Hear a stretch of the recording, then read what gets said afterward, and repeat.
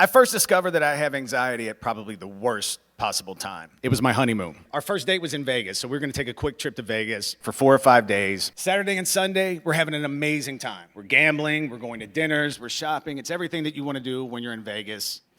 But I wake up Monday morning, and I immediately start to feel something in my stomach, and I know what it is. I woke up on my honeymoon on Monday thinking about work, and the later it got in the day, the more I was starting to stress. I've been in the music industry for about 30 years now, and at the time I was working for Capitol Records, and we had a big priority album that we were releasing that week, and I wasn't there. The lie that my brain started telling me was that if I wasn't there and we had a bad week, that it was gonna be my fault and I was gonna be fired. On the flip side, if I wasn't there and we had a great week, that was confirmation that I was unnecessary and I was gonna be fired. Two scenarios playing out in my head, both in the same way, in catastrophe. At the end of that honeymoon, we were flying back on Wednesday, we're at the airport, and I'm having a full-on panic attack because I've still convinced myself that I'm getting fired.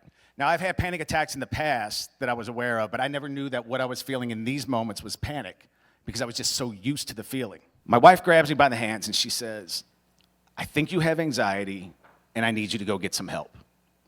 I said, "No, I don't. I have a stressful job.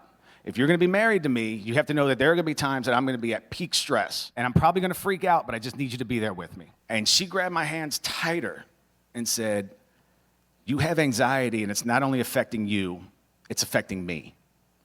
And my heart sunk.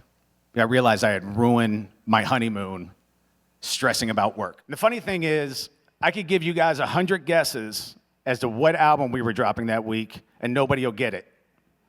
You know how I know that? Because I don't even know who it was. That's how unimportant this was, that I ruined my honeymoon for an artist that I don't even remember. Every time I do one of these speeches, I don't sleep the night before because all I can think about is how I'm gonna blow it. How everybody in this room is looking at me going, "Why are you up there?" Right? They can't wait for the speech to be over. And that's all I can think about. So I'm up here stressing right now. These feelings are really, they're real to us. And there's nothing more infuriating than when somebody comes and tries to talk us out of it. I don't want to hear, "Look at the bright side." I don't want to hear, "What do you have to be sad about?" I don't want to hear, "Well, if you think that's bad." Because it's bad for me in that moment. All I want, and all we want, is for somebody to recognize it. "I'm so sorry you're going through that. That's got to be hard." That's the support that we need. We physically feel things. I'm sure everybody in here is familiar with the body keeps score. But a big thing for me is I had to learn to pay attention to my body. When my anxiety starts to kick in, my shoulders raise up. My hands are sore because I'm clenching my fists and my feet. I have to stretch my toes out all the time because they lock in like this. I'm on my 3rd round of Invisalign right now because my anxiety is all the time that I push my tongue into my teeth and they push forward and spread out. I get a lot of stomach cramps. People get elevated heart rate. They might get digestive problems. Obviously, we know that anxiety is the most common form of mental illness. 1 in 3 people struggle. And there's a lot of factors of why people might have anxiety. It could be your chemical makeup. It could be your current life situation. Maybe there's some substance abuse. But one of the biggest reasons why people struggle with anxiety as adults is childhood trauma.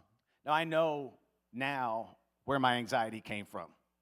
I can draw a through line from my father to all of my mental health issues. There are so many layers to my story. But I'm gonna tell you right now, I stand here as a mental health success story. I have done the work. I deserve to be standing up here being proud of this. And anybody in this room can do the exact same thing. But it takes hard work.